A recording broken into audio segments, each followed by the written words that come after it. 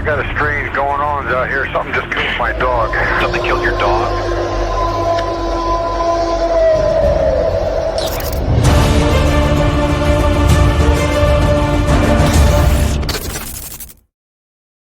Hey, what's up, everybody? How you guys doing? Yes, you guys aren't seeing anything.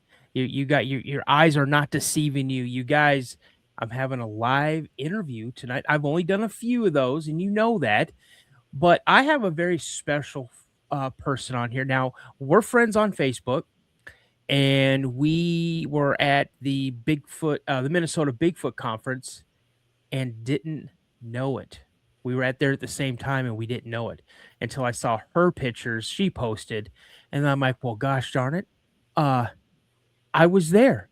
So, but before we bring my guest on, you guys, I just want to say thank you so much for joining the channel, joining the chat. We like to do a lot of good things here. I got a lot of mods in the live chat right now. So, you guys, thank you for showing up. I couldn't do it without you guys. So if you guys have had an encounter and you'd like to come on the show and share that encounter, please shoot me an email at thecryptidpodcast72@gmail.com. Again, that's thecryptidpodcast72@gmail.com.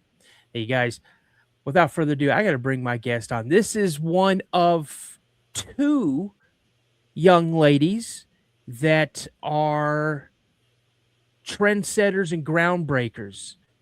They were the first all-female Bigfoot investigation team in the Midwest. You guys, without further ado, let me bring Jen from. Jen, go ahead and announce your group. It's a tongue twister, isn't it, Dano? It's She-Squatch. She-Squatchers. That's it. She-Squatchers. For me, it is a tongue twister. I'm like, oh, he's struggling. You're not the only one who struggles to say that. You know, it's tongue in cheek in a way, if you look at it. I got a chance to kind of look at a few things that you did on your channel.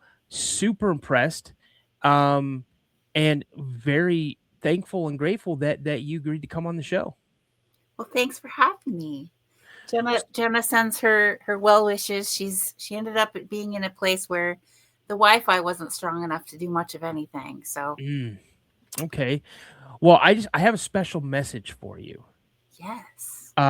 Since Jen is not there, you could pass this on to her. The mullet says hello. The mullet messaged me and said he's your friend, and he said you would be so much cooler if you had a mullet. Yeah, well, I did have a mullet back in the day, but now see, I don't have to pretend like him because I'm okay being this way. Yeah. But, without that, hey, it's by choice. I shave mine off by choice because, you know what? Time's catching up with me, and I'm definitely not going to fight it. So I'm just going to go with it. There you go. I just let you know you're being heard internationally right now. I have one of my mods, JoJo. She's from Australia. Love it. So I'm heard all over the place, which surprises me. I just got an email the other day saying on Apple Podcast, I am in the top 30 podcasts for this genre in Portugal. That's fantastic. In Portugal. So, but you guys, I just want to say thank you for you guys coming here. I hope you guys got some questions ready. We're going to get into talking with you, Jen, on just how you got started. What was your first encounter and what kind of made this snowball effect happen for you? Well, I'm going to start out by saying I'm a psychic medium, and I was doing psychic work, working with sometimes missing persons cases. Paranormal investigations teams would have me looking at properties before they would go there, doing a lot of remote type of viewing things psychically. And so then I hooked up with this guy who was doing paranormal radio, and we started our show. We had a paranormal radio show, and we ended up at the Paracon in Minnesota years and years ago.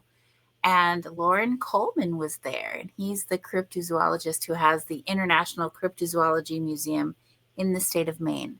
Okay. And I thought, wow, that'd be a great interview for our show. So I asked him if he'd sit down with us and have an interview, and he said yes. So here I am interviewing Lauren Coleman, one of the OGs of the Bigfoot world, right? And I know nothing about Bigfoot. I had known nothing. I'd maybe seen, a handful of Finding Bigfoot shows on TV, and honestly, I wasn't really paying attention. So I didn't really believe in Bigfoot. And so this whole interview, he sat down with us for an hour and he was telling me all about Bigfoot, how it was a real thing. And in my home state of Minnesota, he assured me that there was Bigfoot out there. And I was like, come on now. I grew up in the woods. I was always in the woods.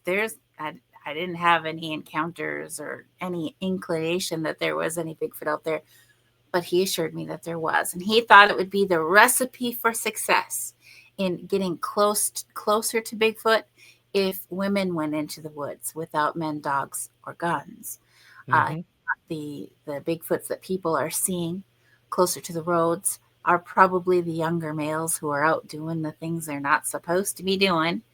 And he thought these younger males would probably be more likely to come a little closer to check out some ladies out there if there was nothing of danger nearby. So that was his idea. He dared me to do it. I jokingly volunteered. And by the end of the interview, I said, okay, for real, I'm going to do it. I grabbed a couple of ladies from the paranormal conference that I was at, thinking, well, they have the night vision cameras that see in the dark. We need that if we're going to be outside at night. And they agreed to come with me. Well, I chose a location based upon a recent encounter. And then, of course, my idea on top of Lauren's was, could I use my psychic abilities to locate Bigfoot before we even get there? And the answer is yes, we can. And I had an encounter my very first try. Oh, so lucky. So lucky. It scared the other girls. The most of them were scared and they never wanted to do it again. So when I had my sighting, I held on to that for a long, long time. Then it wasn't until diving into this whole thing, YouTube and everything, when I realized I had previous encounters before I had my sighting. And they were completely by chance. Now, it's funny that you said juveniles or younger males being mischievous, going out and doing things that they're not supposed to be doing. And I think that's what one of my encounters were when I was younger. But when you had this encounter, how did you go into it using your ability? Like, did you kind of go to the area, search out to see if that energy was there and call them in, or did they pick up on your energy? Because people believe, and I'm one of them, that they can pick up on your energy. And if you have a good energy, they're more apt to come out to you and interact with you in some way, whether it's a visual or it's maybe a tree knock or something being tossed at you. How did you approach that? So in my business, I'm a Reiki master teacher, which means I feel energy on a physical level. It's literally a physical sensation in my body. It's not just a good vibe, a good feeling. It literally is a physical sensation. And so we went out driving during the day in the area that there was a sighting. Now, we didn't know exactly where it was. We just knew the lake. So we were driving around this lake, which was quite large. And I asked my senses to indicate when I was near the energy of Bigfoot, whatever that energy is. And because everything has an energy of its own frequency. So I was asking to sense that. And as we drove around, I felt something. And I said, okay, let's stop. We got out of the car. We started looking around. It was just this little gravel road with room enough for one car to drive down at a time, not even cross traffic, just one car. And we were driving and I said, stop the car. So we stopped and I got out and I started looking for evidence that maybe Bigfoot was there. And there was no evidence of that, but I still felt that energy there. So I marked that spot, the GPS spot. And I said, let's come back here tonight when it gets dark. And then we just kept looking around, right? We went around the whole lake looking to see if there were any other interesting areas. And then when it got dark, we went back out there. It was so dark that night that there was like no ambient light whatsoever. So once the car turned off and the lights were gone, it was pitch black. We couldn't see anything. And the girls were getting out of the car, and one of them handed me a thermal camera that she had borrowed from someone else. And she didn't really know how to use it. It was a cheap little FLIR that you pull a trigger and it takes a picture. Right. So she hands it to me while she's going to go to the back to get her gear. I already had my stuff in my hand. So I get out of the car and I'm standing there and I'm just scanning the woods with this little FLIR, trying to see I was just excited to play with a thermal camera for the first time. I was like, show me a fox, show me a deer. So show me something. I want to see something just on this thermal camera. And as I'm scanning the forest to the right of the car, nothing. And I'm standing towards the front of the car to the right, but not in front of the car, just towards the front. And as I scanned across the road and towards the left part of the road where the tree line was, there was someone standing there, what looked like somebody standing there. And I was like, oh, well, who's out in front of the car? And nobody answered me. I just assumed it was one of the girls that was with us. I'm like, hey, who's out in front of the car? And nobody's out. And it's too dark for me to see, right? So I'm just looking on this little tiny screen at what looks like a person standing there, their temperature of a person standing there. And I kept asking, hey, who's out in front of the car? And Marlo heard how anxious my voice was getting. And she comes running up and she looks at what I'm looking at on the screen. And she sees what I'm seeing, and she looks up with her eyes to see if she could see it with her eyes. And she gasped and she said, oh, I just saw eyes. And so I dropped the camera down and I look to see if I can see the eyes, and I couldn't. But when I lifted the camera back up, I couldn't find it again. It had stepped into the woods. So we decided at that point, 3 of us were going to walk into the woods right where we had seen it. We went into the left side of the woods. And as we started walking in there, we didn't get very far before all of a sudden we heard something coming through the branches of the trees. And then something bounced right in front of us, about 3 feet in front of us. And I was like, what is that? And is that a rock? It was just like a little rock, maybe the size of a silver dollar, And then you hear another something coming through the branches of the trees. And here another thing bounced right next to it. Another rock. There's 3 rocks came in, and I'm just like, what is going on here? And I'm just going to say, this was our first time. I didn't know much about Bigfoot at all. I especially did not know that they were known for throwing rocks at people. Mm-hmm. So I was just like, this is my home state of Minnesota. Nothing has ever thrown rocks at me before. Deer, bear, nothing like that is going to happen with them. We're in the middle of nowhere.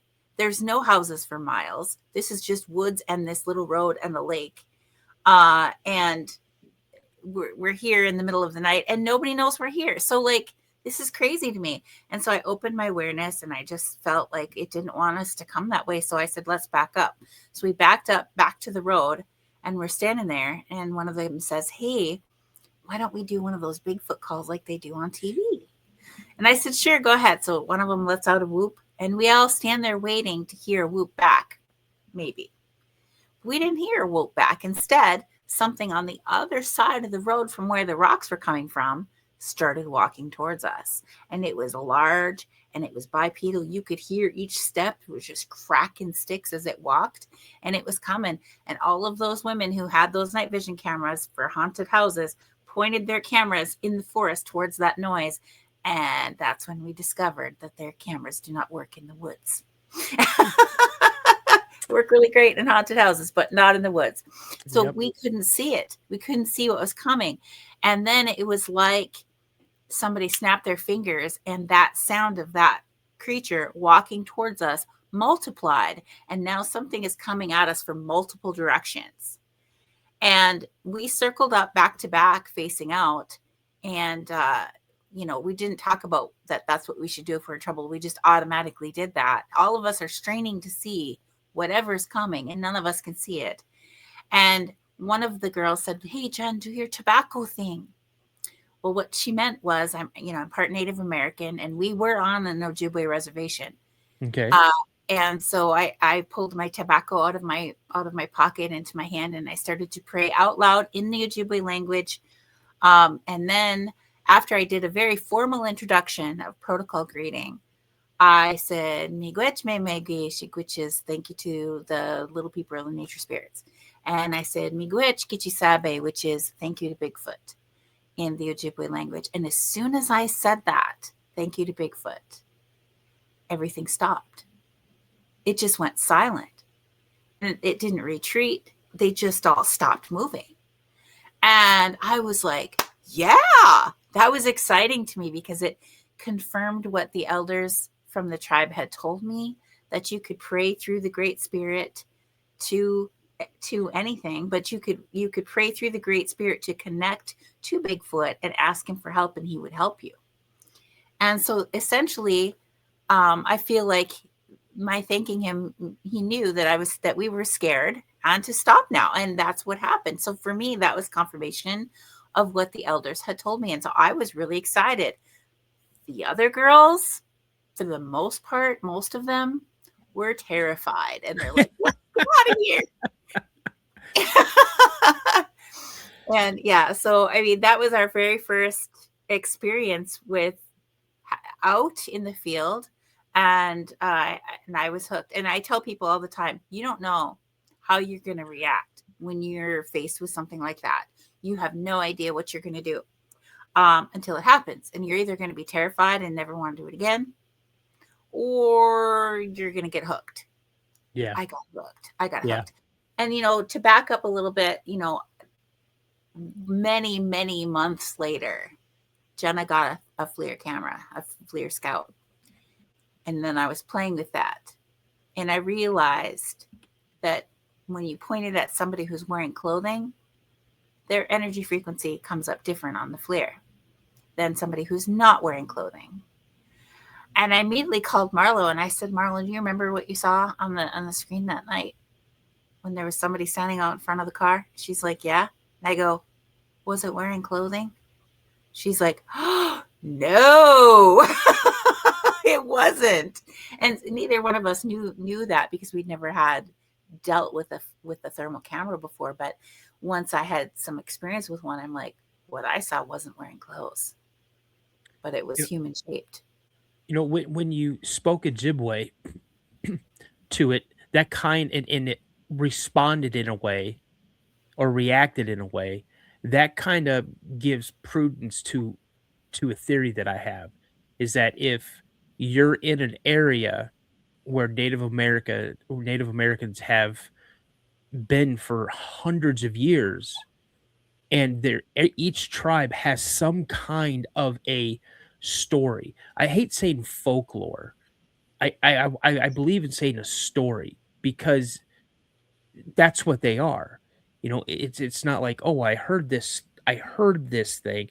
They're coming back with an actual account that is centuries old through, from one person to the next person to the next person. And so they understand that language. It's like inherited to them, that they inherently understand, like this one or multiple, because we don't know, but multiple understood what you were saying to some degree. And see, that kind of I have this theory in my head, I don't know if it's crazy or not, but it's just crazy on how it reacted to you. Well, I'm going to tell you, if you fast forward quite a few years, I was in Michigan speaking at the Michigan Bigfoot Conference. And after the conference was over, we had an invite-only expedition planned with a lot of the speakers. And that was when we first met Jason Kanzi, the filmmaker that we work with now from Searching for Sasquatch. So this was our first time with Jason, and we went out on expedition with him and all these other people that were invited. Adam Davies was there. Rob Kreider was there. Lots of people. And we were up in the UP, the Upper Peninsula of Michigan, and we found a big X in the woods. And Jason was like, hey, I'm going to hang my hammock from that and sleep there tonight. And we're like, that is a stupid idea, Jason. Nice knowing you. And that was like day 4 or day 3 or 4 that we were there. And we had to leave because we were scheduled to speak at the Smoky Mountain Bigfoot Conference in Tennessee in Gatlinburg. So we had to leave to catch our plane to get to Tennessee for that conference. So we're like, it's nice knowing you. Please don't do that, Jason. But, so when we left, he slept in his hammock hanging from that X. And that night, something approached him and it first growled and then it said something and he caught it recorded on audio. And, when we film with Jason, to this day, this is true because we've been filming with him for years now, but to this day, this is true. We don't get to see the show until it's on TV and everybody else is watching it too. So when that show came out, I'm watching it on TV and I hear the recording. And this is my first time hearing it. And I immediately called Jason and I said, Jason, that was Ojibwe language. It was speaking to you in Ojibwe. And I don't think that he believed me. I think that he was like, oh, yeah, okay. And I don't think that he believed me because at that time he was thinking they were just an ape in the woods, right? Yeah. And so I don't think he believed me because he didn't go anywhere with it. So then fast forward some years and I've got him in Minnesota and we're filming some documentaries up here. And I take him to my reservation. I'm an enrolled tribal member at Red Lake Band in northern Minnesota. And I took him there. And I said, Jason, will you play that recording that you got in Michigan from the X when you were in the hammock hanging from the X? Can you play that recording for them? And I wish that we would have been able to use their original reaction to it, but it was Vicky and her husband Rob. They are both first speakers, which means they spoke Ojibwe before English. Okay. And he didn't want to be on camera, so we had to recreate the reaction of just her the next day. But the original reaction when they listened to it around the campfire the night before, they heard it. They went, oh, and they repeated to each other what they heard. And I knew the first word. I knew the first word was ho-wah, which is like a surprise, something that you would say when you're surprised. Ho-wah. And then there was more words that I'm not fluent. I know some, but I'm definitely not fluent. And so they repeated what they heard. And I said, what does it mean? And Vicky said, get out of here. Knew it. I knew it. I never heard the recording, but in my mind, I'm like, man, that Bigfoot is like, that Sasquatch is telling him, you need to leave. You need to get out of here. And they didn't know what the recording was from. No way. So they didn't know the context to the recording. They just listened to it and were like, get out of here. Get out of here. That's fantastic. Yeah. That is absolutely amazing. So, oh my goodness. So I'm familiar with the UP because I go to Michigan 2-3 times a year. My son lives in Michigan. And where he lives with his in-laws. And they are on 36 acres, 38 acres. It's either 36 or 38. And their property butts right up to the Manistee National Forest. And I've only told this a few times, but I was just there over Halloween. My granddaughter's birthday is on the 1st of November. And it was the night before we were going to come back to Minnesota so the previous days I'd been out in the part of their yard, walking around on the edge of the woods, whooping, making calls, did a couple of tree knocks, and nothing. Now I'll tell you, the dogs in the area, it's very rural where they live. Any dog in the area started losing its mind when I started howling and yelling and whatnot. So the night before we were going to leave, We went out to dinner, went over to back to his in-laws' house, and I was going out. I left something in the car from dinner. I was going out to grab it for someone. I think it was like my son's fiance. And as I walked out the front door, I started walking down the sidewalk to their gravel driveway, and all I did was whoop, just like that. That's all I did. Got to my car, and I heard 3 insanely loud and crisp tree knocks. And I stopped, and I'm like, okay, all right. Didn't mean to disrespect you. Don't know what I said. I'm just some stupid guy. All right, I got you guys. And I grabbed it and shut the door, locked it up, and walked as fast as I could back in the house. Didn't say a word to anybody. And because I don't want to scare anybody that lives there, because they swear that they've never seen or heard anything. And I know that's not the case. But that's another story for another time. So, what's the farthest you've traveled to either do an investigation or, for someone that maybe has reached out to you, or you were like, you know what, so and so invited me to come here. I think this is going to be an interesting investigation. Well, we spent a month in Europe this summer. Okay. That's got to be the farthest. I'm thinking Texas, Oklahoma, Louisiana. No, you're across the pond. Okay. And okay, so I have spent a lot of time in Michigan, of course, Minnesota, where I live. Texas is now where Jenna lives. She moved to Texas last year, so we're spending a lot more time in Texas. And we, generally speaking, when a Bigfoot conference or some type of an event, because now I'm speaking at UFO conferences as well.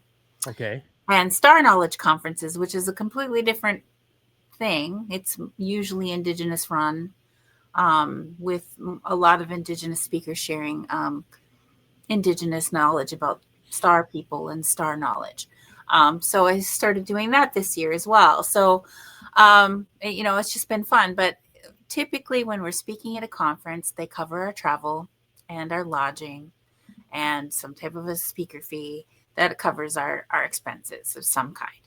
And nobody's going to get rich doing that. That's for sure. I mean, we're doing it because we love it. Yep. And, but as long as we don't have to pay out of pocket for our own travel, it's probably good. But we try to stay a little bit longer in these locations so that we can go out looking in the places where we're at. So that's allowed us to look in Washington State quite a few times. The East Coast, we've been North Carolina, South Carolina, Virginia. We've done Indiana, Illinois, Kentucky. So many fun places, and yet there's still so many more to go, right? Mm-hmm. Yeah. So I always tell people, if you want to meet us, talk to your event organizers and ask them to bring us in, because we typically want to stay a little bit longer and go looking in the hot spots in your location. Nice. The thing when we first started doing this, like very quickly, I found out who was going to do this with me and who wasn't. And in the end, it was Jenna. She was my best friend. In the end, it was Jenna, and she is so fearless. I got to tell you, I've considered myself pretty brave, but she is just, wow. And she could definitely hold the plaque for I'm the most fearless. That's for sure. So, she'll go into things that I'm like, are you sure you want to do that? Yeah. Have you ever worked with or heard of Natalie Smearman? No. She's working with Greg Ogle and a few people from Relic Films. They were just out in the LBL, and I just interviewed her, and her episode's dropping this Saturday. It's a early release for my members, but it's a Saturday release. You definitely got to check it out, because she very fearless, and I showed a couple people that I know who know her, and they told me about what happened up at the LBL. They were out at the LBL for a whole week. And have you ever had an experience or anything up there, or had a chance to go and check out the LBL? We are asked that question all the time. And no, we went out looking for the goat man at what is the place called? The Trestle Bridge. Pope Lick. The Pope Lick monster at the Pope Lick Trestle Bridge in Kentucky. I think that's Kentucky, right? Or is that? Oh boy. If anybody in the chat knows, I'm getting my places mixed up. It's right Yep. over the border from Indiana, though. I know that because it was close to that. Because we were down there with Squatch Man in Indiana, and we went there close by to him.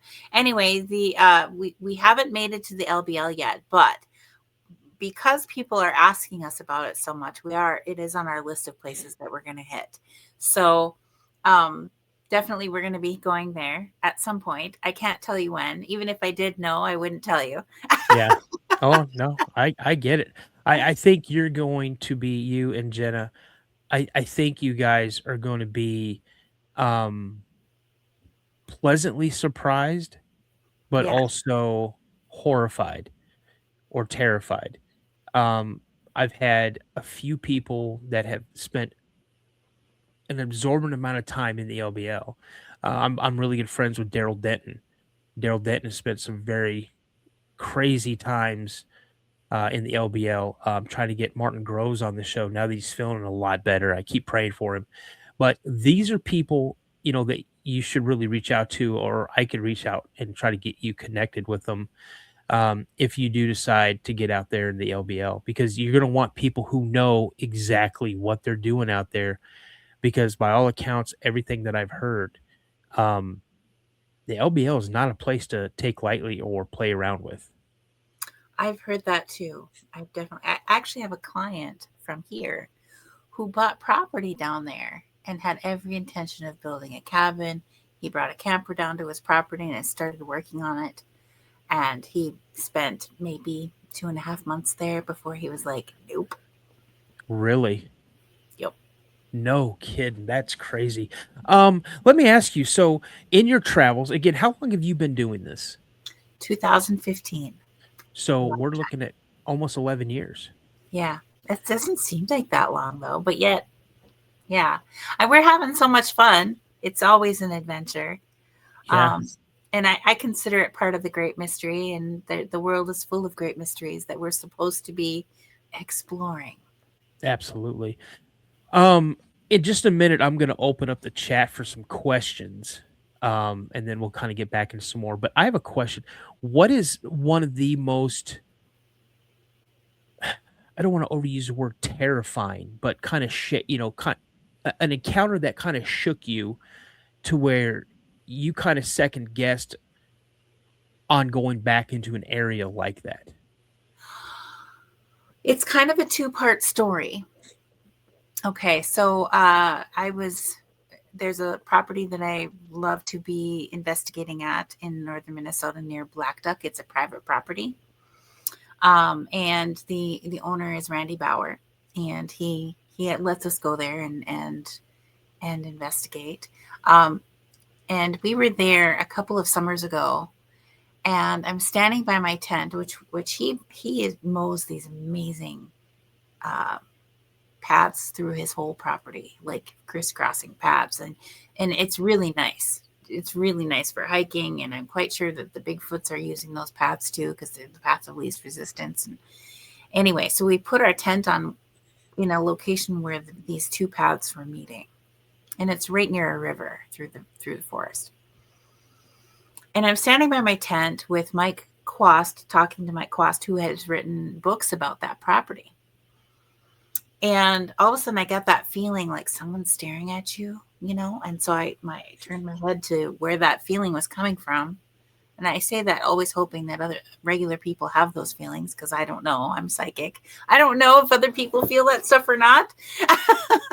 But I followed it, and I locked eyes with this Bigfoot that was about 30 feet into the forest, who was just standing there staring at me. And the look on its face went, And I did the same. And then it jumped back. And when it jumped back, the two trees that it was standing behind, they were younger but very tall, started whipping back and forth really violently. And Mike, who was standing there looking at me when it happened, he saw my reaction to seeing it. So then he quickly looked, not quick enough to see what made the trees move, but he watched it originally start whipping and how violent. I mean, it took some force to make that happen. Yeah. And then the other people who were on the other side of the tent come running around and they got to see the trees moving. So they take off into the forest there. I stood still, which is the smart thing to do. Stay still and tell them when they're there at the spot, right? When they got to the spot, I couldn't see them because they were too short. So it was very tall. And that one was a black one. What is the closest you've gotten to one that you know of for sure? That was for sure. It was daytime, and I saw it very clearly. But then we'll fast forward to this last summer, and I'm back out there again with my tent in the same spot, because there's like a nature trail that goes back in the woods, like right where it was. And I just, when we later explored that area back there, I think that that's a place that it commonly hangs out and it likes to watch.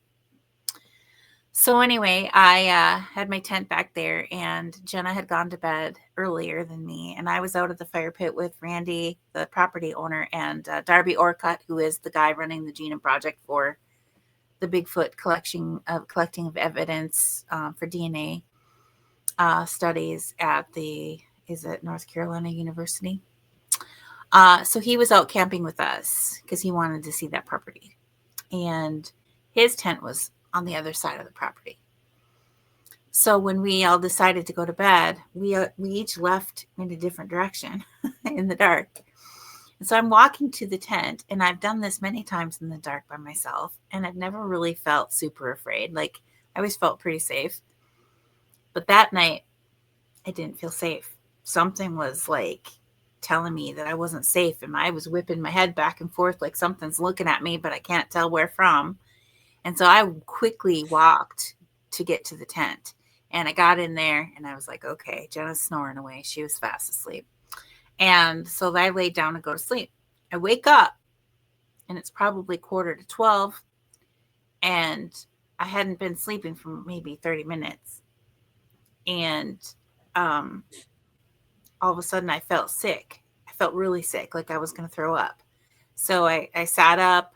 I was just drinking some ginger ale and trying to not throw up, and started to feel a little bit better. So I laid back down, and I'm just wide awake, just laying there. And all of a sudden there is a fight right outside the tent. And I mean right outside the tent.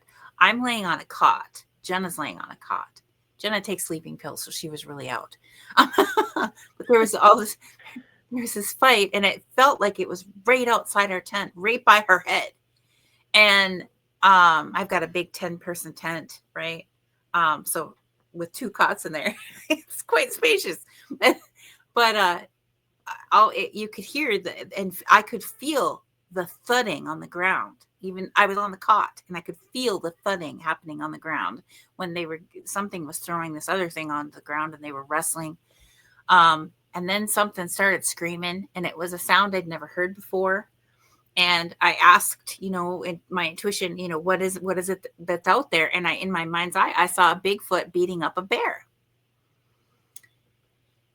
And that anybody else is going to be like, okay, she thinks it was, whatever. But the screaming went on and on and on, and it went running down. It kept beating up the bear all the way down this other trail that went to the power line corridor, which is really far. And you could hear it screaming the whole way, and except for the times that it yelped, because you could tell it was getting still hurt. Mm-hmm.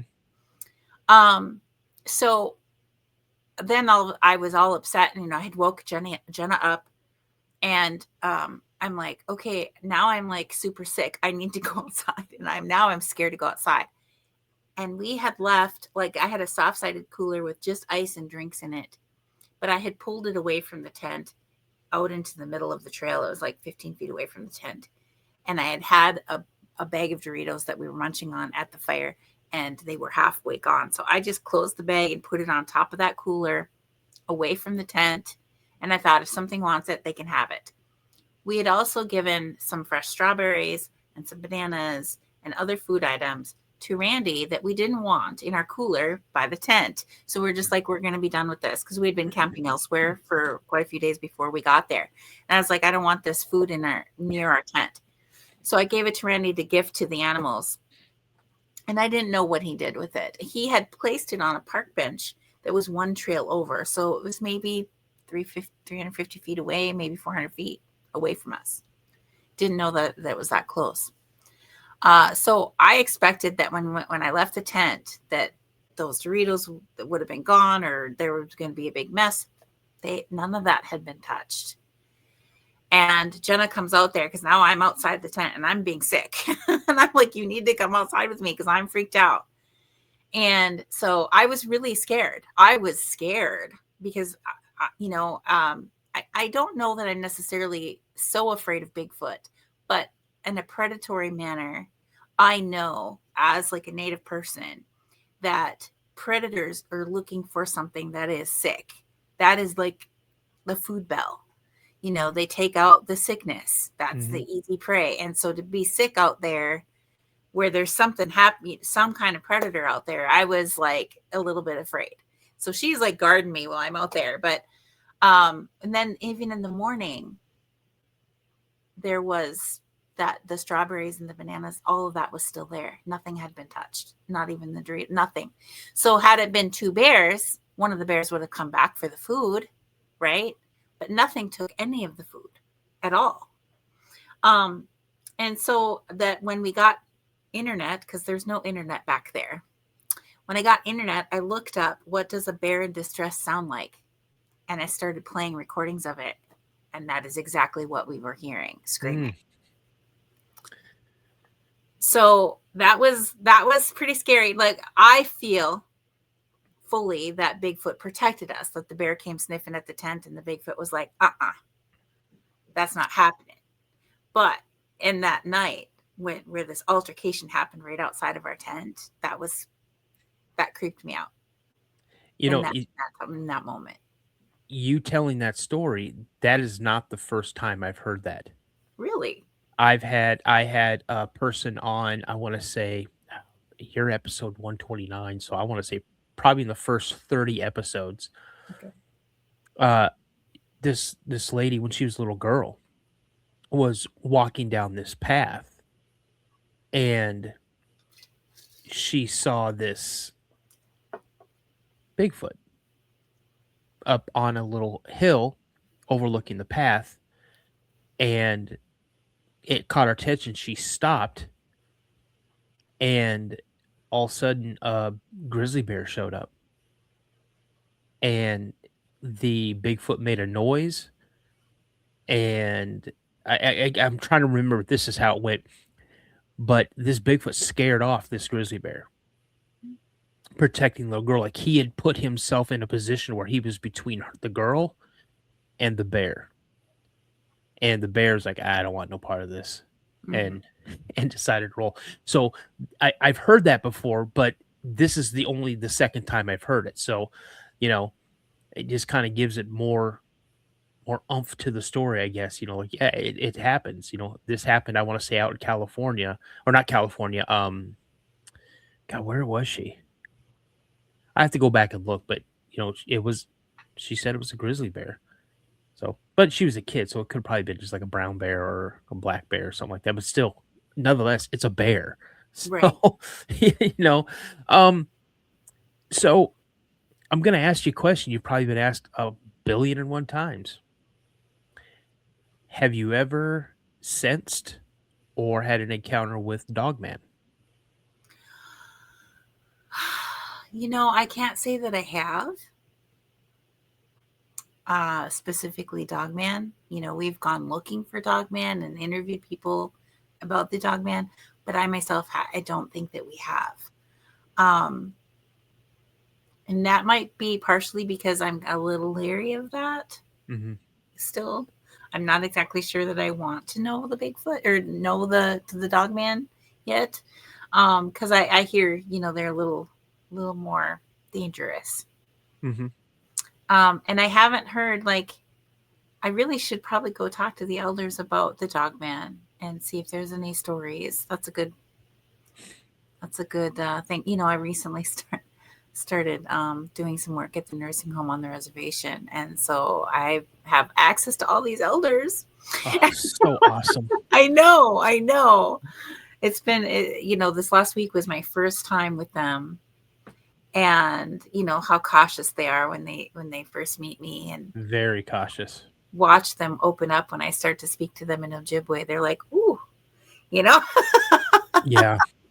I don't know a lot, but I can get by a little. But My older brother used to work for the Tule River tribe in the San Joaquin Valley in Porterville, California. And he is I'm still waiting to get the email, but there's an elder that's no longer on the council that's willing to talk to me ooh, about the cave drawings, cave paintings that they have there on the reservation. So I'm really fascinated. So I'm just biding my time. Just yes, biding my time. Because I have talked with some of the elders before from the Tule River tribe, but not in this capacity. I was actually trying to get hired on their casino as their chief of security. But and where that's a is that whole located? say what? Where is that located? That's in Porterville, California. Okay, so what tribe is that? Tule River tribe, Tule. Okay, I've never heard of that one. But Yeah. it's far They're from. they're in the San Joaquin Valley. So it's pretty crazy out there. But my thing is how often do you find yourself just say out and about, you know, in a park or something like that, and you get this feeling, maybe not such a very populated area, but you get a feeling that one of these creatures have come by this area or is in the area, not necessarily super close to you, but like I hate to put it. Does your radar go out like It does. miles in miles? It does. Sometimes it does. So, like, there's an instance where I live in Moorhead, Minnesota. It's all town. There's no woods like backing up to it at all. The only woods really here are along the Red River, right? Mhm. So a paranormal investigation team here in Fargo asked if I would want to come with them on an investigation. I said, sure. So we were looking for ghosts, not Bigfoot. Mhm. So we went out and they chose the location as this cemetery north of Moorhead along the, and I'd never been there before. I normally look at a place on Google satellite imagery before I go there, but I didn't do it for this one. I just went. I rode with somebody else and off we went. So didn't even really know the area. I'd never been there before. And so we're there in the dark. We're doing our paranormal investigation, all the equipment's out and whatever. And the closer we get to the edge of the cemetery that's got forest or trees there, I'm trying to focus in on sensing ghosts, and all I keep picking up is Bigfoot. I'm like, what? And so I was like, well, what's going on? I don't think Bigfoot could be here, really. And I asked the guy, I said, what's back here and back behind? Is the river right there? He's like, yeah, the river's back there in the forest. I'm like, okay. And I said, I know this is going to sound bizarre, but I just keep feeling like there's some Bigfoots back there. And he's like, okay, well, he later started going back there on the next few weeks. He started going back there and doing night fishing with his buddy. And they had an encounter back there. You get some rocks chucked at them. They did. They absolutely did. And some whoops and growls. I don't know Yes. what it is. I think that fishermen get the short end of the stick with Sasquatch. I mean, they see a hunter, they kind of leave, but they see like they go out of their way to terrorize uh fishermen. Mhm. I hear tons of stories about it. Some even where they're throwing basketball-sized rocks out at the boat, and then if they're not hitting the boat, they just come straight out of the woods out to the shore and then start wading into the water like they're gonna do something to the boat, you know? But, I got a good question. I've got a video. Like you said, Jenna is in Texas. Do you know? Well, of course, you know whereabouts. Is like East Texas. You know She what? lives about an hour north of Houston, near Lake Conroe. Okay, so I have Steamboat. He's one of my mods. Episode 11. Because if I don't mention it, he'll start spamming it in the chat. But he sent me. Um, he sent me a very interesting video. Now, some people have poo-pooed on it. Some people are very, very intrigued with it. Can I show it to you and kind of get what your take is on it? Sure, let me put my glasses on. Sure. I actually have them nearby, which is really convenient. Awesome. They're dirty. I mean, I've showed this to Doug Hycheck. I've showed it to Daryl Denton, Kumbo Baker, MK Davis. Oh, these are bad. These are not my usual glasses.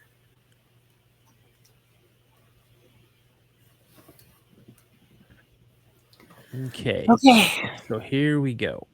It's a 35-second video.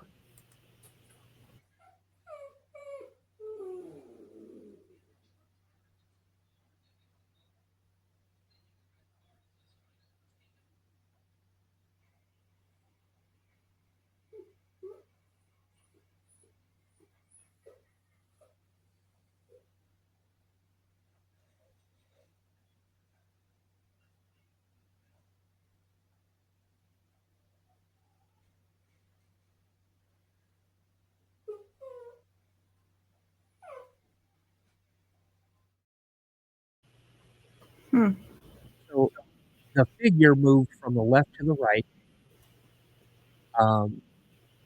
When it got all the way to the right, when it bent down, it was peeling back the top of a live trap and taking a raccoon out of it. It let a raccoon out. No, he walked off with some fast food. Oh. Yeah, he had takeout, so he grabbed it and then walked back to the left with it. Now the story with this is that I guess the person who this is video surveillance. This is from a friend of Steamboat's, and he says he's in the chat right now. He says the fence is 8 foot 4 inches tall. And the gentleman whose property this is was having issues with raccoons and things like that getting into like a shed or whatever. I think there's a swimming pool in the backyard. So he was setting up live traps. And he said that he had heard or seen something that was definitely not a raccoon back there. So he kind of moved his camera angle a little bit so he catch this area of the backyard. I guess later on the thing in the video has tried to communicate with the male owner of the house, and he's not responsive, but the wife is responsive. And the Bigfoot has spoken, I guess, mentally with the woman saying, hey, I'm not here to cause any trouble. I've been here for a long time. My name's Samson. Yeah. So that on my original TikTok has over 185,000 views. Nice. And it's one. I don't know what to do with it. Honestly, I know it's not AI. Doug Hycheck even said it's not AI. But when you see something like that, if someone presents proof to you, how do you look at it being who you are and the things that you've encountered in the past? So it's easier for me to read people than it is to read a video. Right. So I'll give you an example. So, you know, Bob Gimlin, Yep. sweet fella, Patterson Gimlin film. Mhm. I've met him quite a few times. He's a sweet, sweet guy. When there were others that came out saying that there was some kind of a massacre where they killed Patty, Yeah. I was like, no. No. And I came right out and I said, no, that is not something that happened. That absolutely is untrue.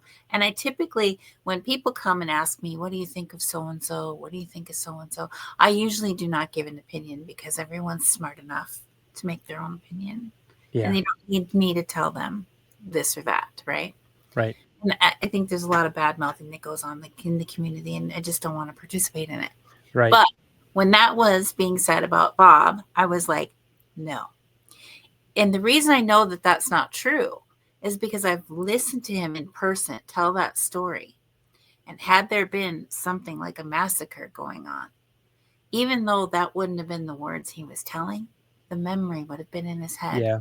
And the energy of that memory would have clouded his whole energy field. I would have felt it. Yeah. It did You know, not. I was just asked that very same question. And, you know, someone, hey, you know, Dan, what do you think about, you know, the whole, there's the hubbub going on, and it's out there again about the massacre. And I go, you know, I'll tell you right now, it's not true. I was at the Minnesota Bigfoot conference with Russell Accord, and Russell spoke on it. Yeah, he did. You were there. Russell shut it down quick. Russell goes, "This is ridiculous," because him and Bob are tight. Yeah, they are. They are very, very close, and he shut it down real quick. So anybody who's listening tonight or listens this on the replay, if you guys have heard this rumor that there was some type of a massacre that was going on out there when this Patty film was taken, it's not true. It didn't happen. Now I have it on a second good source right here. So, So the thing is that if you presented me with the person whose video that it was, I can tell you. Steamboat, you heard that. You heard that, man. We need to make that happen. So, you know, not that I want to be the judge of all judges here, but I mean, I've always said that, you know, back in the time when they were so scared of terrorists getting on our planes back in 9/11 and whatever, I was like, why don't they hire people like me to be out there? Yeah. Scanning these people before they get on a plane. Yeah. Right? Yeah, absolutely. Put me in the scanning room. What's one of the coolest things that you've been gifted, if you have been gifted, while you're out during an investigation or like a camping trip, an overnight or something like that? So when we were in Indiana with Squatch Man, and we were searching for Sasquatch 9. Okay. At Squatchman's hotspot, Squatch Greg Yost, if you're familiar with him.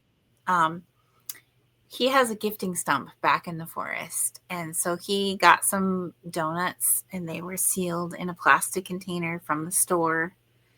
And he brought them as a gift, and I brought like an apple, and we had different things that we were leaving on the gifting stump. Tobacco, because as a Native person, I'm going to leave tobacco with an offering. And what was interesting is that when we went back to check the spot later, the donut container had been opened and only some of the donuts had been eaten. And one of them was only partially eaten. And there were fingerprints of large fingers, like not just one finger, but large fingers that were inside of the donut container from when it reached in there to take the donut. Okay. Yeah. That was cool. And I can't remember what your question was, but I'm just telling you the story now. have you ever been gifted something back? Oh, so it had taken the apple and took a bite, but it only left its teeth imprint into the apple. And I felt like that was a gift, like to show that, these are not the usual animal teeth here. Right. I felt like that was a gift. And the property that I like to go and investigate by Black Duck, that property owner is gifted often skulls. Well, he'll walk in on a trail, and when he walks back 20 minutes later, there's a skull in the middle of the trail where he had just walked. And obviously that's a gift. So my thinking was, well, they're gifting bones. Can I gift bones back to them? Because he gives food. He gives food. And I was like, can I gift bones? So I started bringing bones out there, like bone beads that are made out of bones, large beads. And they took them. Really? Yeah. So I thought, well, they're gifting bones. What if I gift them something made of bone? That would be my personal thing that I'm doing with them. Right. So the owner said that was fine. Because, I'm always respect it's his place. Is that okay if I do this? And he always, says yes. He's very kind and he's just a good guy. Good guy.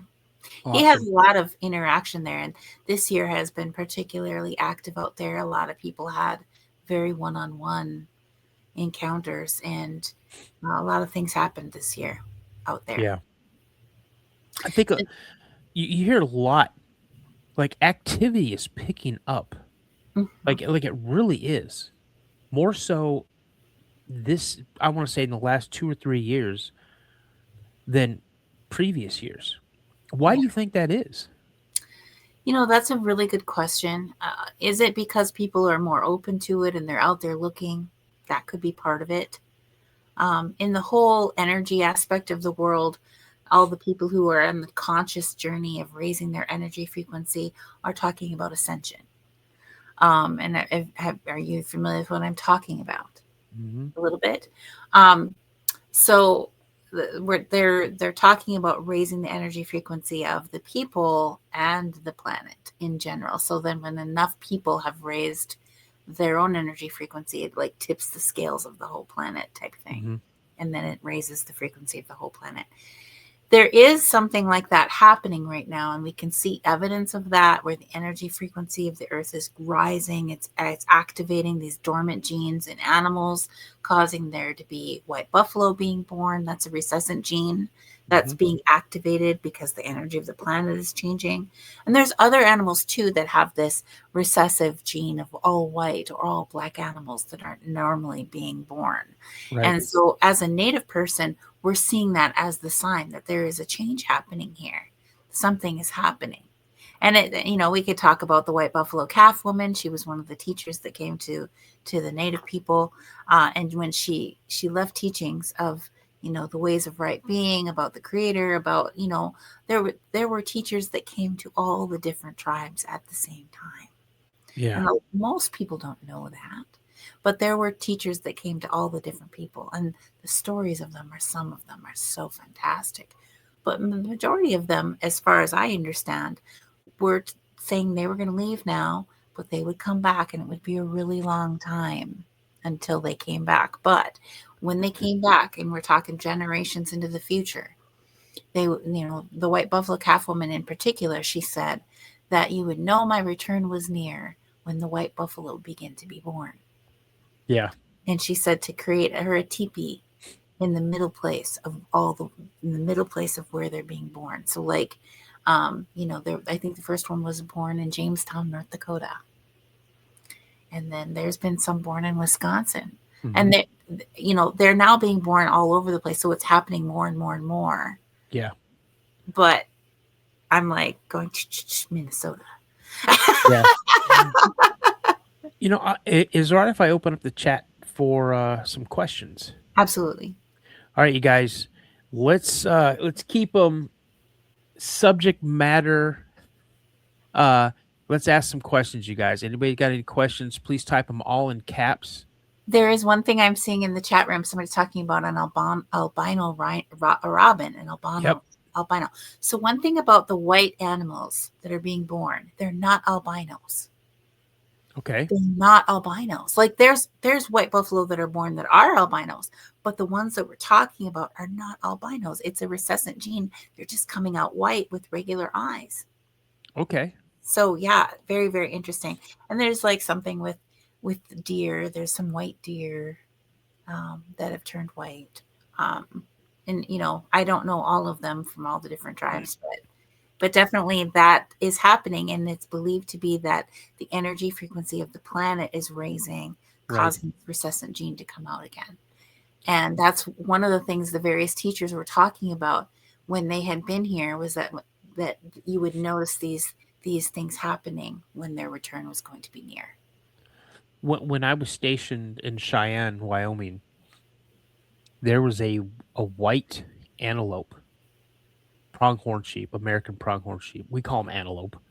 Um, that was on the base with his harem, and this buck probably had 40 to 50 females, Wow.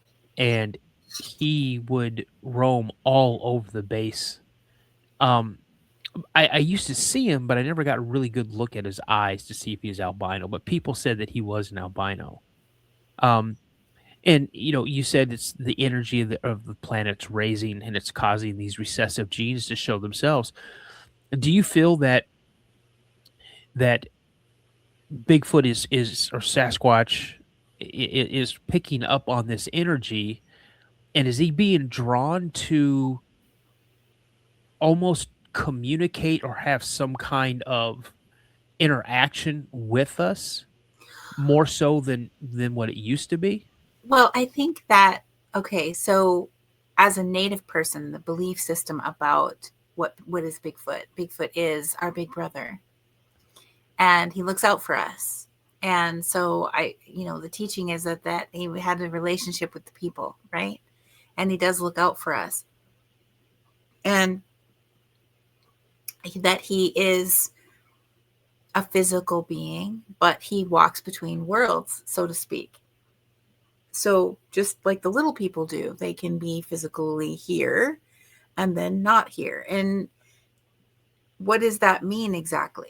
A lot of people talk about dimensions, and they think that when something comes from another dimension, that they're talking about a different place, a different planet, a different location. But I don't think that's always true. Maybe it is true sometimes. But when we think about dimensions of consciousness, when you raise your energy frequency, your dimension of consciousness can raise with it, and you can become aware of more of what is around you that you didn't see before. And if we talk about that on a scientific level, the human brain, science tells us that the brain thinks at 400 bytes per second. That's what it's processing already doing. It's doing that.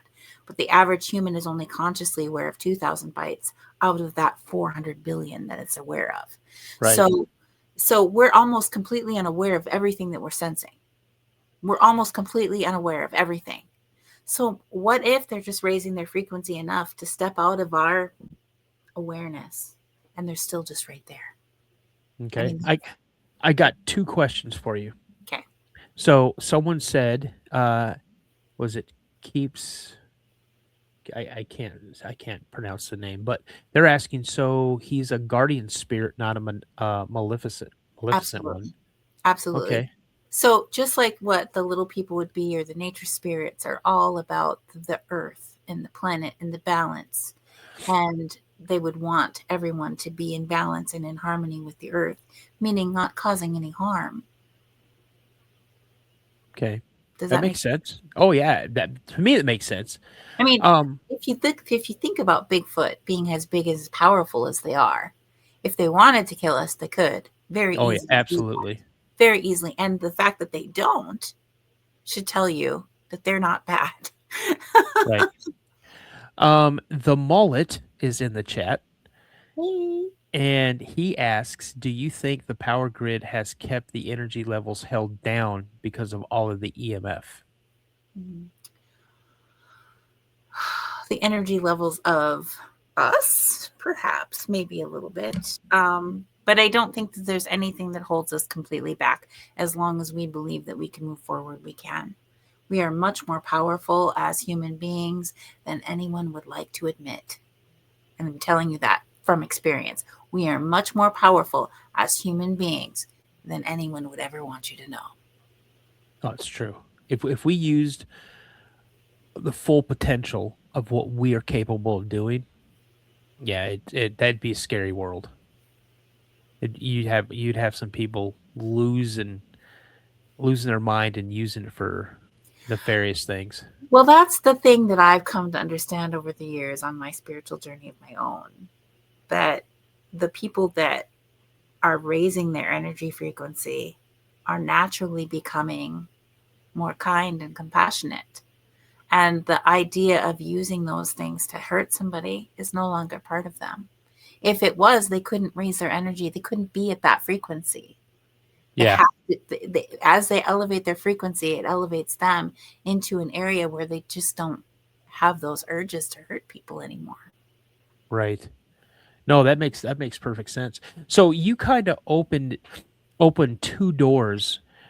You mentioned little people, and you also mentioned dimensions. Now, a lot of people I know believe that Sasquatch is an interdimensional being. They'll make that statement, but then they won't get into, well, what do you mean interdimensional being? Me, I'm 100% flesh and blood. Until I see different, until I see it phase out of something, or opens a portal and walks through a portal, or uses a tree to super travel from one part of the forest to the next, it's always going to be flesh and blood. But I do believe they have the ability to manipulate light due to their hair, something to that nature, where they can immediately blend in with something in their immediate surrounding. They're the masters of camouflage. And so that's true. But so are deer. I mean, Yep. if you spend any time in the forest, the things that are naturally there blend in quite well when they want to. Mm-hmm. So have you seen or had experiences with little people, either here in Minnesota or you have? Oh, yes. Oh, you guys, this just got great. Oh, yeah. Please. I've been jonesing for someone that has had a little person encounter. And you guys, I'm not talking about like Wee Man or someone like that, Peter Dinklage. I'm talking about little forest people. Please, can you tell us some encounters? So my elder, his name was Larry Stillday, and he was the leader of the Midewin for our tribe. And the Midewin means the Grand Medicine Society. And so he was a spiritual advisor, the spiritual leader of our tribe. He was their leader, right?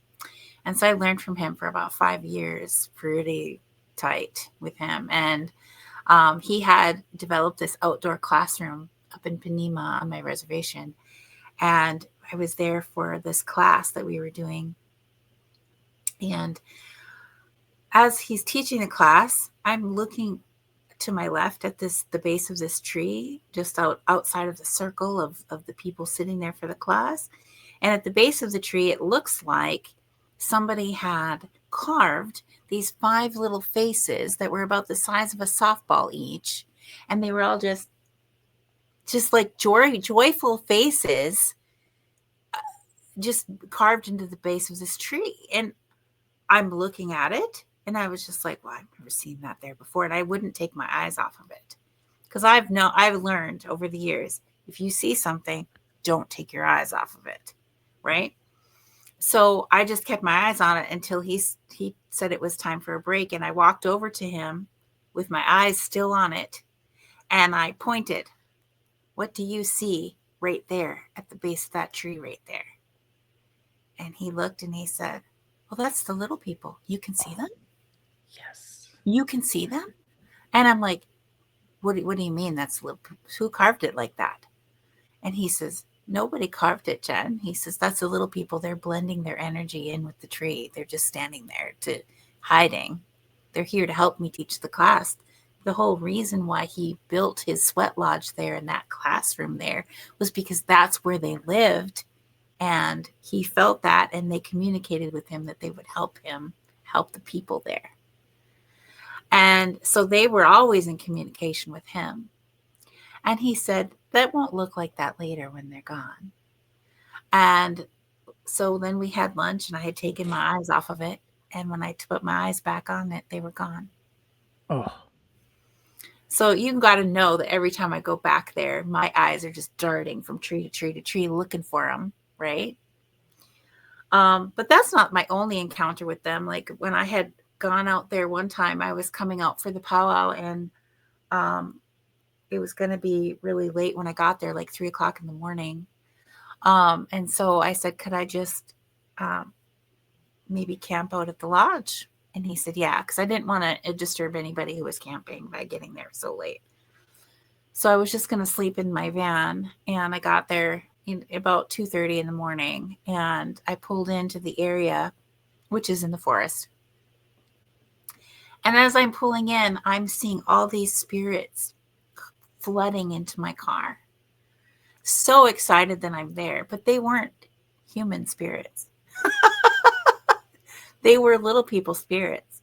And there was one that he looked kind of like a native man, but he had a wolf pelt on his head, and he went like this, and he went, oh, and he turned into a wolf. And it was just like the coolest experience of them welcoming me there in the night. And everybody knows that nighttime, when the sun goes down, it's their time. It's their time.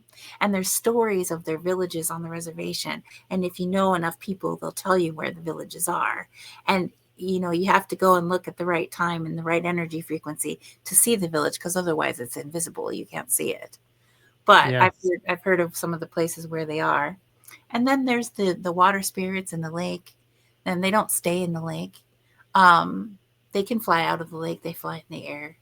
And I've had many encounters with them. They're sentient beings. They're the number one reported UFO is the classic orange orb UFO. Yep. And I think they're probably the number one reported USO, unidentified submerged object, as well. But a lot of people think that they might be probes, or they might be ships, or whatever. And I'm telling you right now, they are sentient beings, and they just have a different kind of body than we do. It's an energy body. And they're beautiful. They're beautiful. And they feel like absolute love and joy. Because I've been touched by them. I mean, it's just an amazing experience, and a very blessed experience to experience something like that. And, you know, then I get to watch like TV and things over the years, and I see, you know, shows like Ancient Aliens will have shows about them, but they don't call them water spirits. They, you know, they call them the Foo Fighters in World War II, the fighter pilots who would see them in the air flying so fast. They thought it was some type of an enemy craft, and they named them the Foo Fighters. Mm-hmm. And I did see one episode, I think it was Ancient Aliens, where our government was doing something with the nuclear warheads and the nuclear missiles, and the fireballs flew over the area and shut everything down when they flew over. And the government, and on the show, they're talking about how the government was freaking out. They have control of our weapons. They have control of our weapons. And I'm going, yeah, they said no. Right. I have no fear of a nuclear bomb going off anywhere. I have no fear of that, because I know that they would never allow that to happen. Couple of questions. Someone asked, are little people gnomes? There are gnomes. Jenna has seen a gnome, and I've seen a gnome, but she's more prone to seeing gnomes, and I think there's a reason behind that.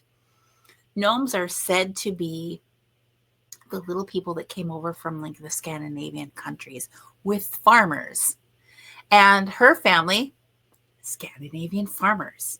And so there was one night that we were out, and we were casting Bigfoot prints. And so we were sitting there waiting for everybody to come back, because they went to get stuff so we could retrieve the casts as they were drying. So they left us there without a vehicle.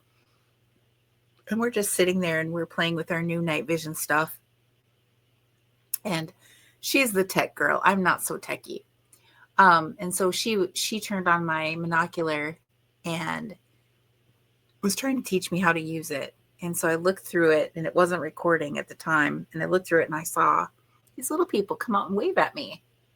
And I was like, Jenna. And she's using her she has a unocular. And she was looking at the bushes across the way, and she saw what she thought was an outline that looked like a gnome. She's like, oh, very cute. That looks like a gnome.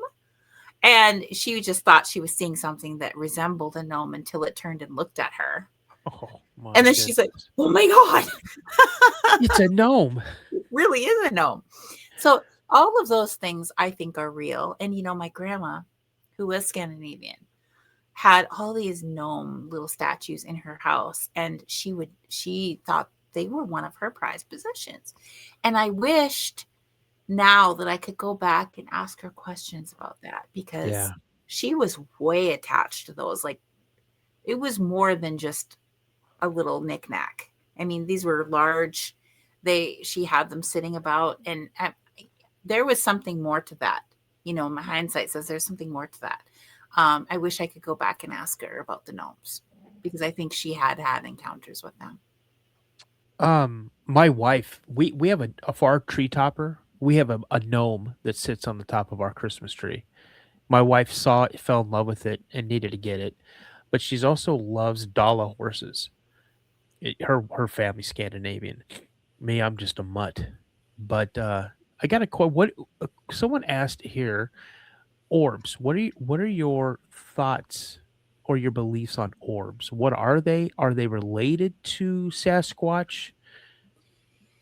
Okay, so there's different kinds of things that people call orbs. So let me kind of clarify which ones I'm going to talk about. So there's the orbs that people see in their paranormal investigations that could be it could be dust, light passing through dust, that type of thing. And then there are the spirit orbs that they're capturing in paranormal investigations that like literally move through people, and it's not dust. So I'm assuming that they're not asking about those. What I'm assuming that they're asking about is the self-illuminating orbs that are seen in the forest, which I call water spirits.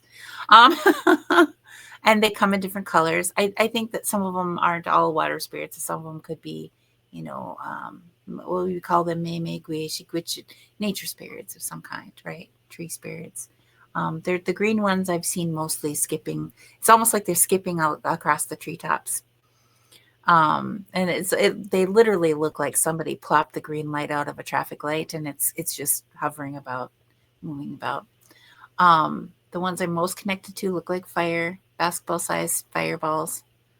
And what do I think that they are? Well, they are sentient beings. They are nature spirits of some type, probably different kinds. And I have interviewed people that have claimed that they saw a Bigfoot turn into one of those and then disappear. I've heard the same thing. I personally have not seen that, but the person that told me that I have full trust in, and he wasn't lying to me. I could tell if he was not lying to me. Yeah.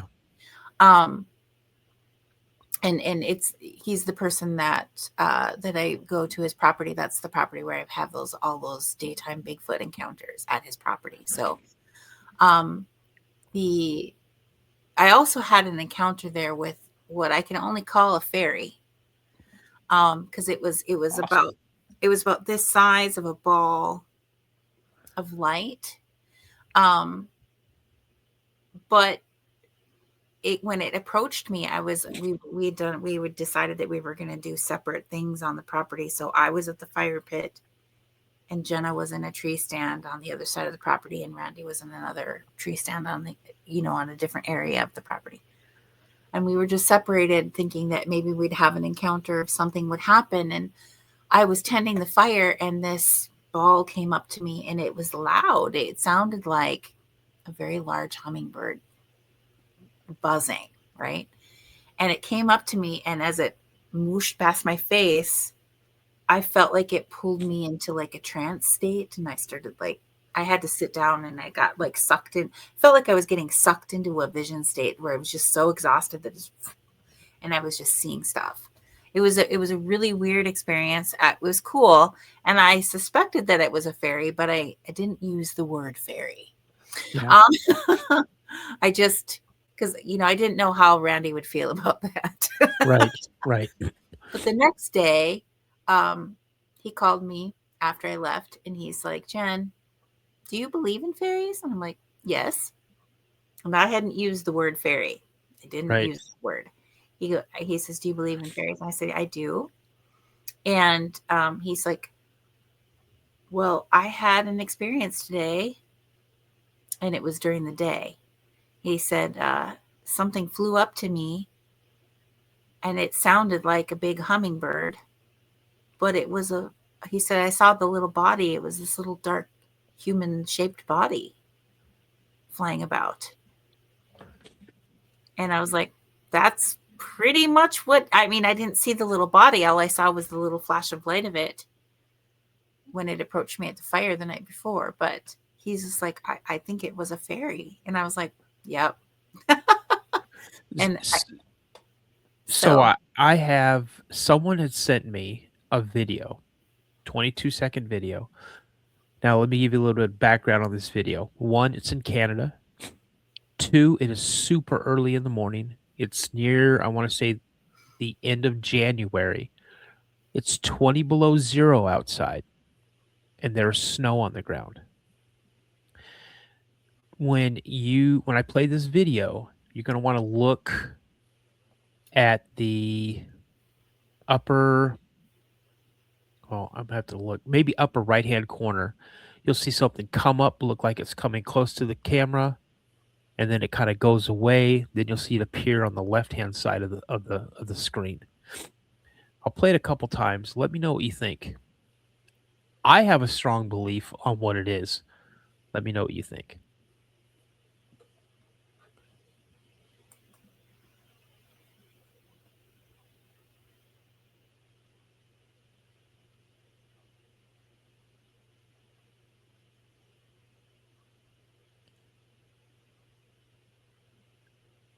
And if you want me to play it again, I'll play it again. Can you play it again? Sure. Here we go.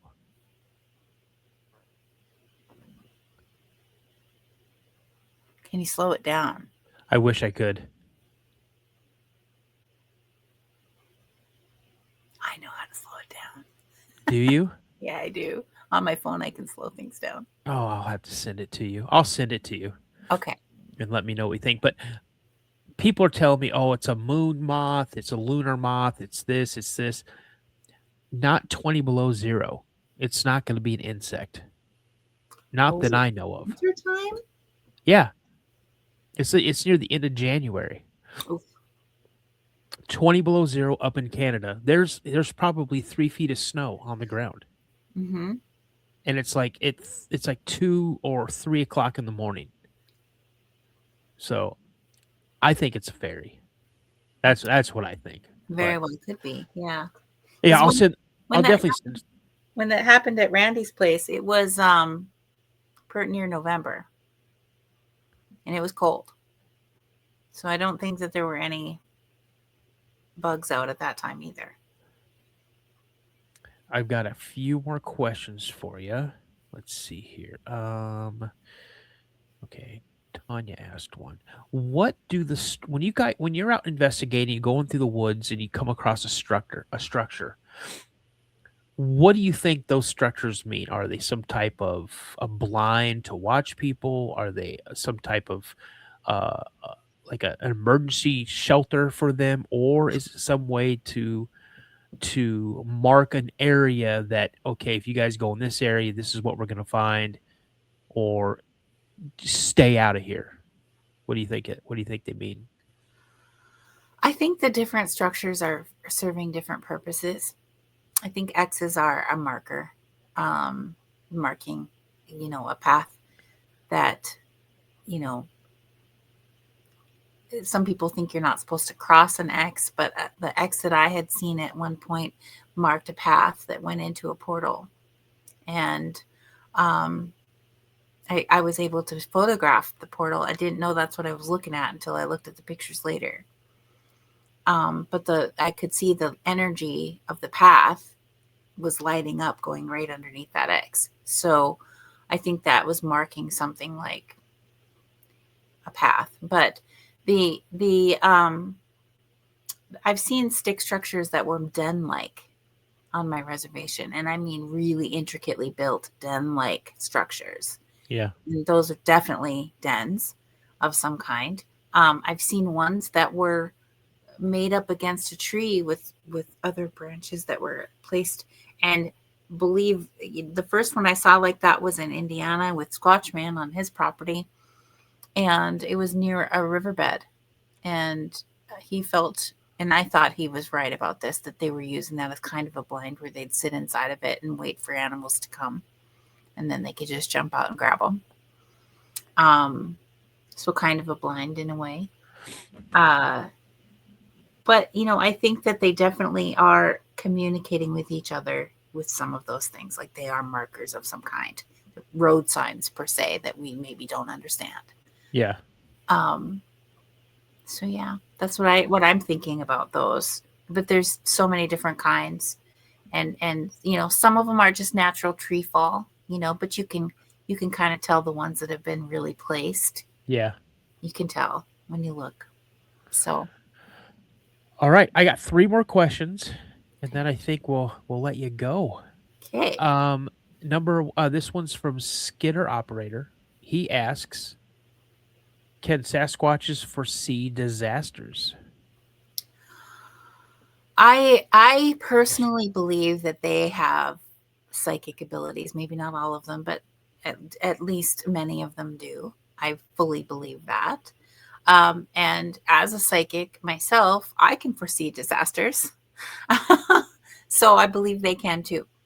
As a matter of fact, like, when I started I would have prophetic dreams. And, when you have a prophetic dream, you're like, well, it was a dream. Maybe it was just a dream. But then I would have them over and over and over and over again, which is telling me it's not just a dream. But then I progressed into having waking visions. And then there's no question that you can't go, well, maybe it was a dream because you were awake. Yeah. And, I used to tell my native elder the visions that I would have about what was coming. And I learned, when I first started having visions of things that were not pleasant, it really upset me because I thought I was seeing something that was for sure going to happen. I didn't understand. And I had to come to an understanding that you only see things ahead of time if there's something you can do about it to help in some way to make it not so bad. So like, when I finally discovered that I'm only seeing things that I can do something about, help something about that. And then it comes with the guidance of what to do different, right? And so I used to tell my elder the visions I was having and the guidance that I determined that it came with it, and he would do whatever he did with it. I didn't know what he did with it, right?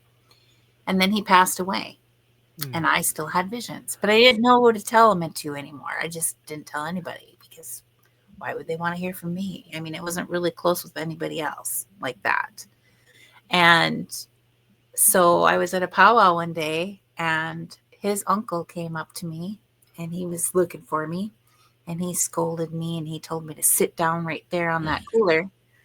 and I'm a pretty tall woman. I'm 5'9", and this man was maybe 4'11", and and he's telling me to sit down right there. So I'm sitting down on this little cooler. Now I'm looking up at him, and he's scolding me, and he said, "We're in trouble." And I was like, "Okay." He goes, "We're in big trouble." And I'm like, "Okay." And I said, "What's up?" And he says, "Nobody's having visions anymore. And if they are, they're not telling anybody about it. We're walking around this world blind, walking right into the bad stuff when we didn't have to." He goes, "We've always known what was coming and what to do to make it not so bad to take a different path. But now we don't know because nobody's having visions anymore. And if they are, they're not telling us." Yeah. Yeah. And literally, the people that were standing there were like, "Oh, he called you out big time." And I'm like, "Yeah, I felt totally scolded on that one." Yeah. And after he did that, though, when I was having visions about things that were going to happen with the Native people, I didn't hesitate anymore. I stomped right in and said, "Here's what's coming, and here's what you're going to do. And you need to make sure that you do this instead of that." And things like that. And so, because I can do it, I'm quite sure that they can. At least some of them can. Just as we say humans can do this or that, we all have gut reactions. We all have gut instincts of knowing something's coming sometimes. Everybody's experienced some of that to some degree. Maybe it's not completely a full-on vision of what's coming, but there are those of us who can't. And it is a real thing. And I do believe that some of the Sasquatch definitely have that ability as well. Awesome. Another question. Do you feel like we will ever be able to scientifically have Bigfoot recognized? I think that Bigfoot is in charge of that idea. Me too. And if they don't want to be known scientifically, they're not going to be. And if they did want to be known scientifically, they would have been already. Yep. I agree. That's a great question. I mean, a great question and great answer. And the final one, this is coming from Jeff. Oh, that last one was from Steamboat. This one's coming from Jeff, and he is Old Line Cryptids. He's one of the hosts on there. He asked, "What do you think Bigfoot is?" Well, again, I'm going to rest on my native background here, and the belief is that he is indigenous to this planet, that he is our big brother, that he looks out for us, and that he's living the more natural way. And as a matter of fact, Bigfoot represents one of the 7 sacred teachings of the grandfathers from my tribe. Now, each one of them is represented by an animal that is known. Love is represented by the eagle. Humility is represented by the wolf. All the 7 teachings are represented by a known animal that exists, that represents that teaching. And honesty is represented by Bigfoot. It's not a if there's a Bigfoot. They know, and they have known, that Bigfoot is real, just as real as the wolf or an eagle. To represent one of their 7 sacred teachings, which is like their 10 commandments to Christians. It's a huge sacred thing that it is believed that Bigfoot lives the most honest life. Yeah.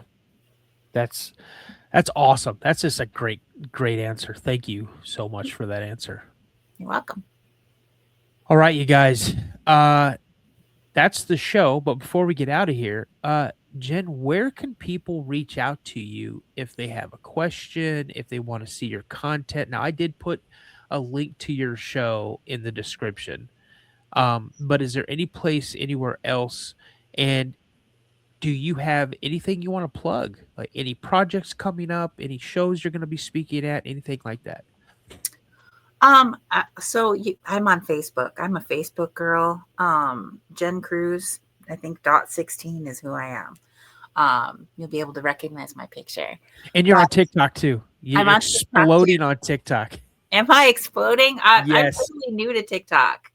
I am so new to TikTok. I just recently started playing with it, like not that long ago. Anyway, so I'm on TikTok. I'm on Facebook. I am a Facebook Messenger girl, really. That is the best way to reach me.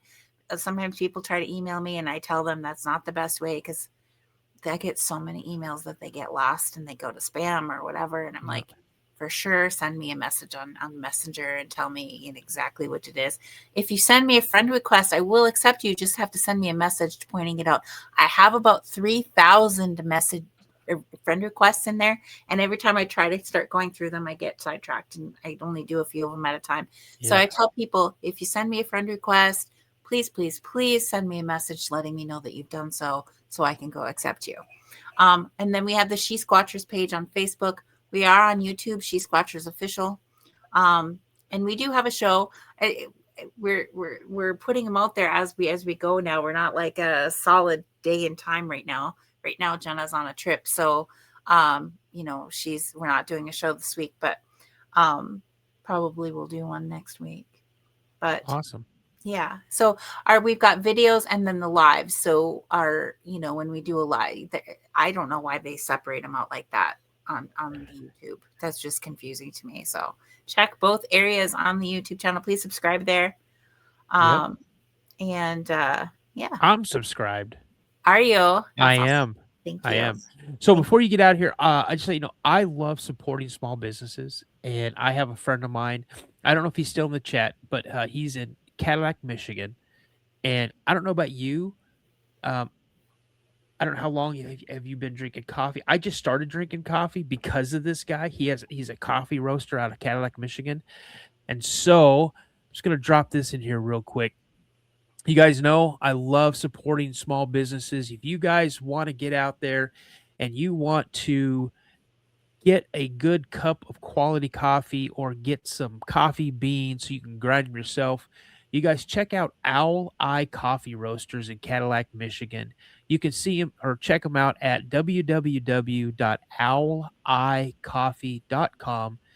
And if you guys do decide to purchase something from them, you guys use the promo code Dano, all capital letters, DANO, at checkout, and you guys will get 15% off of your order. So check them out, owleyecoffee.com. Hey, I was going to say one other thing. Sure. So I'm doing an event in August. It's called Ascension Con in Hastings, Michigan. And it's a completely free event for people to attend, and it's about raising the energy frequency of the people on the planet, right? But they are doing certain paid things on the side that are going to help to pay for the expenses of bringing in speakers like us. And guess who else is going to be there?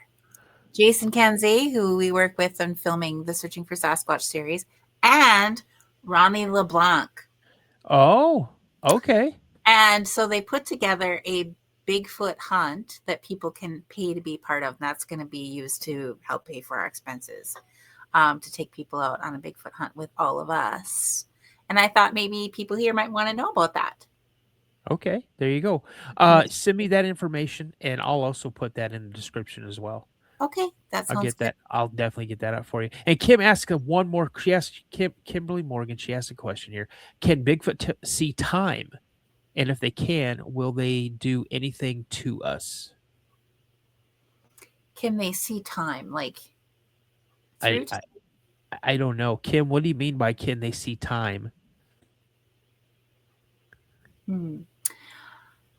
I feel like Bigfoot is here to support us and to help us grow. I'm going to say that all of the creation stories from Native American tribes, they vary and they're different, but they're all respected as true.